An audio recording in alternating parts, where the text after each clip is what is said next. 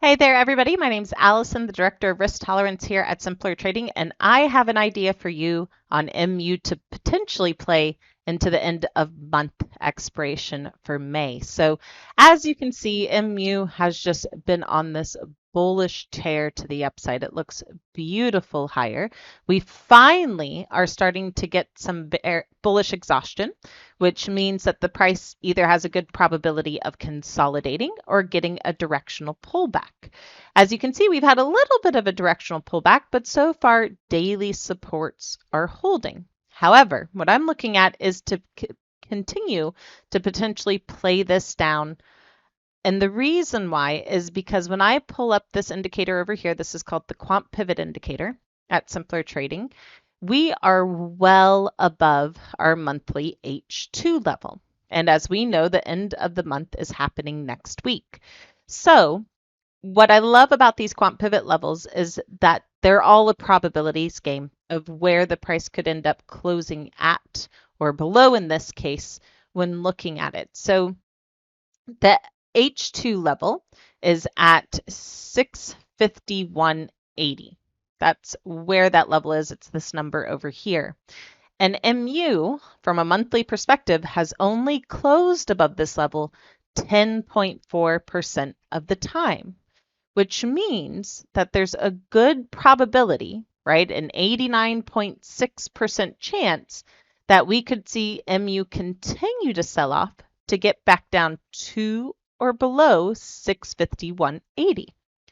So to take advantage of this high probability play, I was looking at a vertical spread for next week's expiration, encompassing those strikes. So the 655, 650 is about a 144 cost basis, 356, 355 max profit potential, depending on how you feel here. It is jumping around a bit, with the idea that the underlying price will get back to or below 651.80. So that would be pretty close to our short strike. If you want to make sure, however, that the price is going to be below your short strike, right? Then you might go a strike set higher. The 657.50, 652.50 is $1.25. I like that. You could also incorporate a smaller width spread for those of you in smaller accounts. I kind of like this one actually, 655, 652.50. It's only about a 52-cent cost basis, a 298 max profit potential. So it's almost a 1-to-4 risk versus reward. You're risking 1 for the possibility of 4 times that amount for your max profit. With the idea, once again, that MU could continue to sell back down to or below 651.80.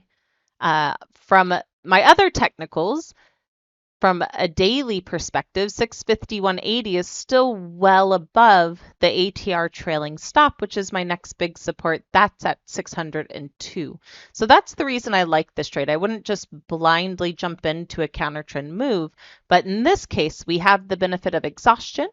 We also have room into the next support level. So if the 10 continues to act as resistance from here, I think there's a good chance that price could come back down a little bit more.